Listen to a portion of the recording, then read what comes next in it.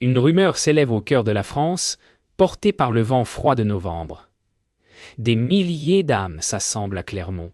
Le souffle court, croyant entendre la voix de Dieu. Le pape promet le salut, les seigneurs voient la gloire, et les pauvres y lisent la vengeance. Mais sous les chants et les larmes, un silence étrange résonne, celui des puissants qui savent déjà ce qu'ils gagneront.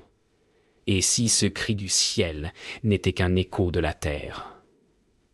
Et si la foi servait d'étendard?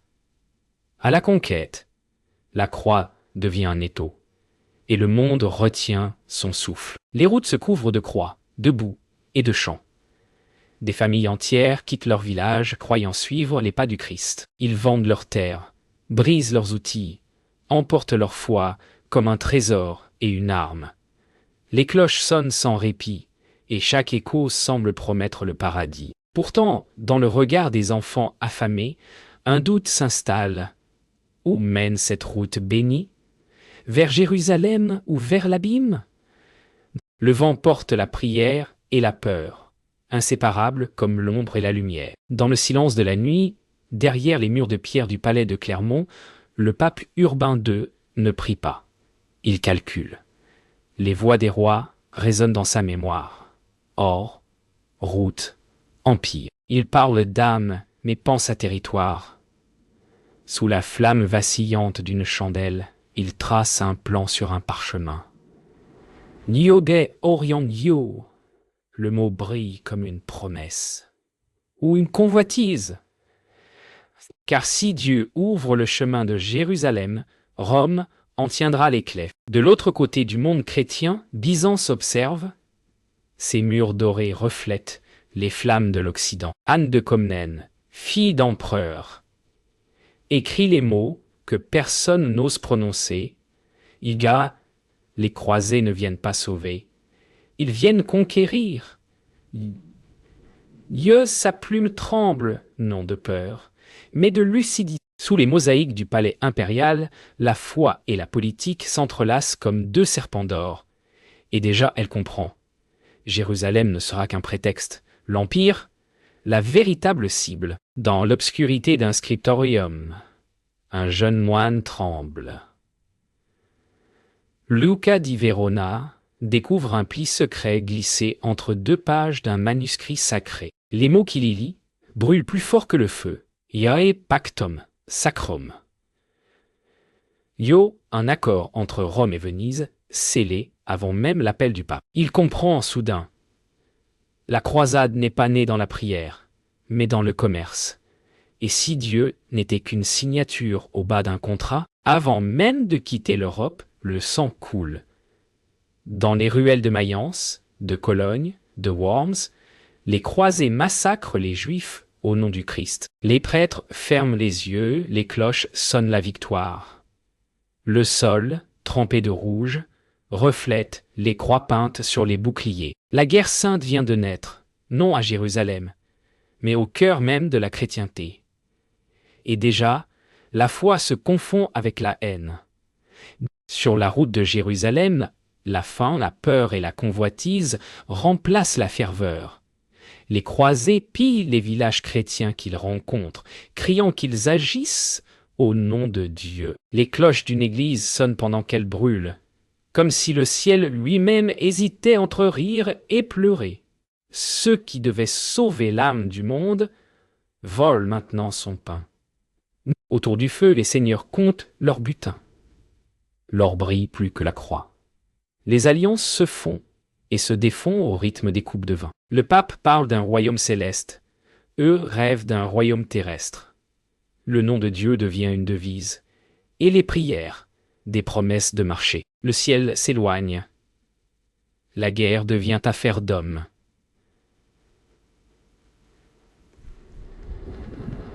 Sous les étoiles, Godefroy ne trouve plus le sommeil. Ses mains tachées de sang tremblent sur la garde de son épée. Il se demande si Dieu peut encore entendre ses prières à travers le bruit des cris. Chaque bataille lui coûte un peu de foi.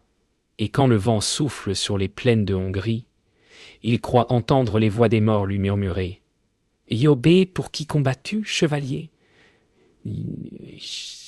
Pendant que les chevaliers versent leur sang, d'autres comptent les profits. À Venise, les doges négocient avec Rome. Le commerce des armes, des vivres et des âmes devient un marché béni. Dans les palais, on murmure que la guerre sainte n'a jamais été qu'un calcul. Ouvrir les routes de l'Orient, bâtir un empire sur la foi. Et dans l'ombre, des parchemins signés avant la croisade révèlent que le destin du monde s'écrivait déjà en lettres d'or paco. Dans le silence parfumé de la cour byzantine, un messager romain remet une lettre scellée d'or. Anne de Comnène la lit en tremblant. Rome exige obéissance, pas alliance. Derrière les mots de foi, elle perçoit le ton de la menace. L'Occident ne vient pas sauver Byzance. Il vient la surveiller. Le parchemin sent la cire et la trahison. Sous la beauté de Constantinople, le venin de la politique s'infiltre. Les murs de Byzance murmurent. L'empereur Alexis doute des croisés.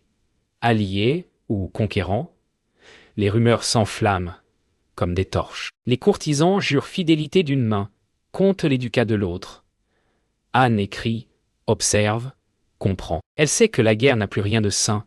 Elle est devenue un jeu d'échecs entre couronnes. Et sur l'échiquier, Byzance n'est qu'une pièce dorée en sursis. Sous les murs de Nicée, alors que les armées attendent, les marchands de Venise négocient. Godefroy de Bouillon écoute en silence. Chaque croix, chaque épée, chaque pain a un prix. Il découvre que la foi se vend, que la guerre se loue. Le commerce se mêle à la prière, l'or au sang, et Godefroy comprend. Même Dieu semble avoir signé ce marché. Une nuit sans lune. Le palais dort. Anne écrit encore. Sa lampe vacille.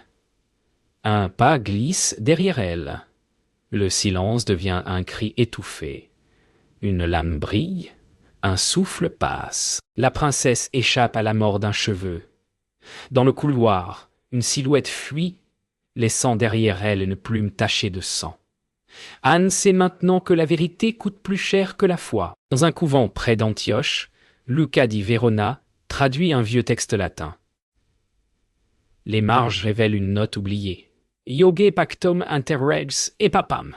Yo, un accord secret entre les trônes d'Europe. Ses mains tremblent. Son souffle se brise. Il comprend que chaque bataille, chaque prière, chaque mort a été écrite d'avance. Le monde n'avance pas vers Jérusalem. Il suit un plan tracé par les couronnes. Le soleil de Palestine écrase les croisés. Devant eux s'élèvent les murs de Jérusalem, dorés par la poussière, et le sang séché. Ils tombent à genoux, épuisés, croyant toucher enfin le ciel. Mais dans leurs yeux brûle autre chose que la foi, une faim, une fièvre. La ville sainte devient un mirage que chacun veut posséder. Et quand le vent du désert souffle, il ne porte pas les psaumes, mais le cri de ceux qui vont mourir. Alors qu'ils avancent, une tempête s'abat. Le ciel devient sable, la lumière s'éteint. Les croisés ne voient plus Jérusalem, seulement la poussière brûlante qui les aveugle. Les cris se perdent dans le vent, les bannières se déchirent. Ce n'est plus la foi qui guide leurs pas, mais la folie. Le désert avale les prières comme un Dieu silencieux. Puis le silence, et soudain, les portes cèdent, Jérusalem tombe sous le fer et le feu. Les croisés pénètrent la ville comme des bêtes affamées. Les cloches sonnent, mais elles n'annoncent pas la gloire. Elles couvrent les cris. Le sol sacré devient une mer de sang. Et dans cette marée rouge, Dieu se tait. Quand le tumulte retombe, Godefroy marche seul parmi les cadavres. Les rues sentent le fer et l'encens. Ses pas résonnent sur les pierres qu'il rêvait sacrées. Il tombe à genoux, pleure, prie. Mais aucune réponse ne vient. La gloire a disparu. La foi s'est dissoute dans la cendre. Le saint royaume naît dans un silence de tombe. À des lieues de là, Luca di Verona lit les chroniques du pape. Entre les lignes, il découvre l'inavouable. La conquête avait été écrite le massacre prévu. Chaque mot sacré cache une rature, chaque bénédiction une dette. Lucas referme le livre avec effroi.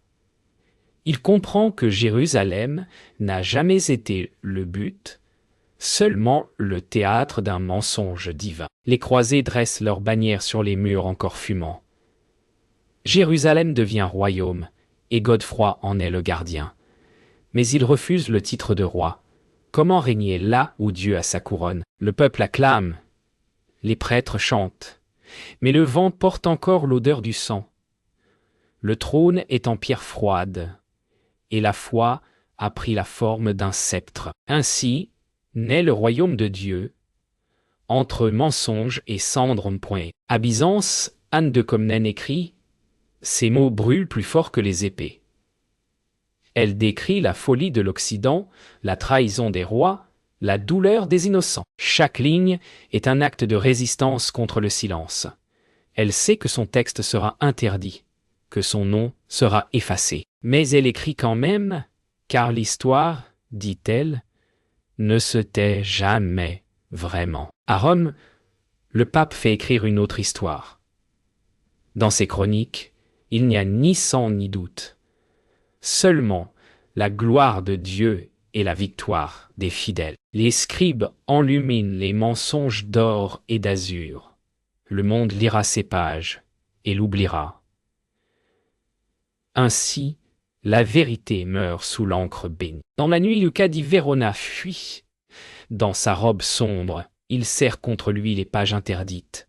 Les cloches sonnent derrière lui, les gardes approchent. Il traverse les ruelles, haletant, priant que le vent emporte ses traces. Il sait que s'il tombe, la vérité sera perdue pour des siècles. Mais il court quand même, car ce qu'il transporte n'est pas un texte, c'est une confession du monde. Au Vatican, une assemblée secrète se réunit. Les visages sont graves, les voix murmurent. On parle d'un moine, d'un manuscrit, d'une fuite. Un décret est signé, effacer toute trace du Yoba pacte sacréeux. Les flammes dévorent les parchemins. Dans la pénombre, le pape ferme les yeux. Pour lui, la vérité est un feu. Il suffit de l'éteindre. Un siècle plus tard, des enfants se lèvent, croyant entendre l'appel de Dieu. Des foules d'innocents partent vers Jérusalem, pieds nus, le regard tourné vers le ciel. Ils chantent, ils espèrent, ils meurent sur les routes, les prêtres parlent de miracles, les rois détournent le regard, et le vent, encore une fois, porte des prières que personne n'écoute. Les siècles passent, et les Templiers bâtissent leur empire. Leurs coffres débordent d'or, leurs navires sillonnent la Méditerranée. La croix n'est plus un symbole de foi, mais de pouvoir. Dans les cryptes de pierre, on murmure que l'ordre détient les secrets du monde, peut-être même le vrai but des croisades, et si le sang versé n'avait été qu'un investissement. À Rome, les papes vendent désormais le pardon. Une indulgence pour un péché, un ducat pour le salut. Les fidèles paient, les prêtres bénissent. Le ciel devient un marché où tout s'achète. L'Église, autrefois refuge, devient un empire. Et la croix, fatiguée, penche sous le poids de leur prix. Anne de Comnène, vieille et malade, dicte ses derniers mots. Ses yeux se ferment, mais sa mémoire brûle encore. Elle sait que son manuscrit sera perdu, peut-être détruit. Pourtant, elle le confie à Dieu ou à l'histoire. Diego, un jour, quelqu'un lira « murmure-t-elle. Puis le silence la prend. Mais ces mots, refusent de mourir. Lucas di Verona, devenu vieil homme, vit caché dans une abbaye des montagnes. Son visage est marqué par le temps, ses mains tremblent. Mais chaque nuit, il rouvre le manuscrit qu'il a sauvé. Il le cache dans un mur entre deux pierres, avant de mourir. Son dernier mot est un murmure « Yo gay vérité ». Yo, et l'histoire referme ses portes. Pour un temps. Dans une bibliothèque oubliée, un historien tombe sur un vieux parchemin scellé de cire rouge.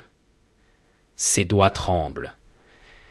Les années se replient comme des vagues devant lui. Il ouvre le document et découvre le récit d'un moine caché, témoin des croisades. Chaque mot brille comme une flamme oubliée. Le passé hurle à nouveau, et le silence des siècles s'effondre. Étienne lit les mots de Luca di Verona. Les alliances secrètes, les massacres dissimulés, les pactes entre papes et marchands, tout est là, soigneusement consigné. La vérité éclate. La foi n'a été qu'un masque pour la soif de pouvoir. L'historien sent un vertige. Ce qui a façonné le monde n'était pas le divin, mais l'humain, et parfois la corruption. Étienne cherche des réponses à Rome. Les archives sont closes, les visages fermés, le Vatican ne parle pas, le passé reste scellé. L'homme réalise que certaines vérités dérangent trop, et que le temps lui-même peut devenir complice. Le mensonge devient institutionnel et histoire, un théâtre où seuls quelques acteurs connaissent le rôle véritable. De retour chez lui, Étienne relit le manuscrit. Chaque page est un écho de sang et de trahison. Il comprend que la modernité repose sur des fondations corrompues et que la vérité n'est jamais vraiment perdue, seulement oubliée. La foi a été manipulée, les héros embellis et les innocents sacrifiés. Mais les mots subsistent, porteurs d'une lumière fragile au milieu des ténèbres. À la dernière page, une phrase s'impose. Et si la foi n'avait été qu'un empire parmi les autres? Étienne relâche son souffle, le silence tombe, mais la question reste brûlante dans la mémoire. La vérité n'est pas oubliée, elle attend seulement que quelqu'un l'écoute. Le monde moderne, face à son passé, doit enfin répondre.